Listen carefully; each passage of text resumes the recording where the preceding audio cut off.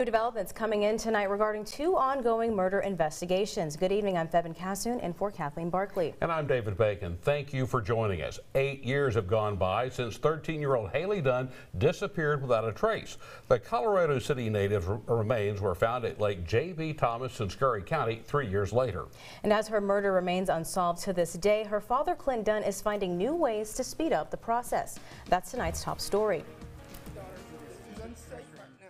I've been staying out of the way of law enforcement all this time. I thought I was doing the best thing by not coming down on law enforcement, and it's been too many years of no action. Tired of waiting for justice, Clint Dunn is adamant about finding his little girl's killer, now taking matters into his own hands with a simple but powerful daily Facebook Live.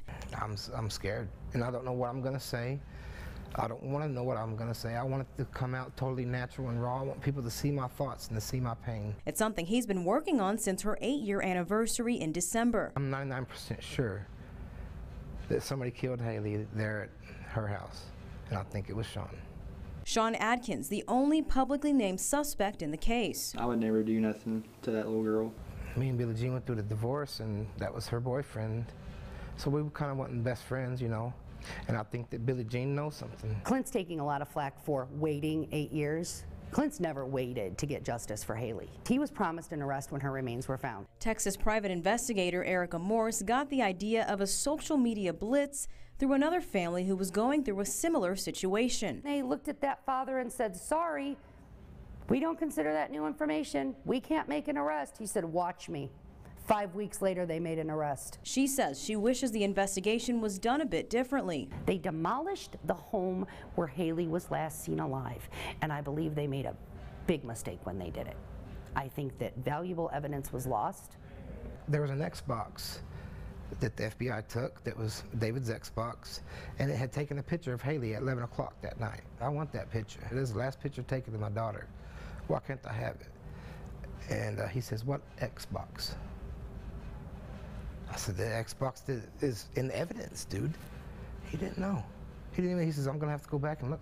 Hailey was also never scheduled to go to her friend's house the night she disappeared, and that's according to investigators. Let me make this clear. Clint has personally spoken with the friend, and so has law enforcement. They had no plans for Hailey to go there that night. Her mother was interviewed. There were no plans for those girls to have a sleepover. 8 excruciating years have gone by for Dunn, but he says he will not rest until his daughter gets the justice she deserves. The investigator over the case right now out of Scurry County, he told me one time, he said he doesn't care if it takes 20 years to do this. And I do care if it takes 20 years. I don't want the person that hurt my kid that doesn't need to walk the street for 20 years.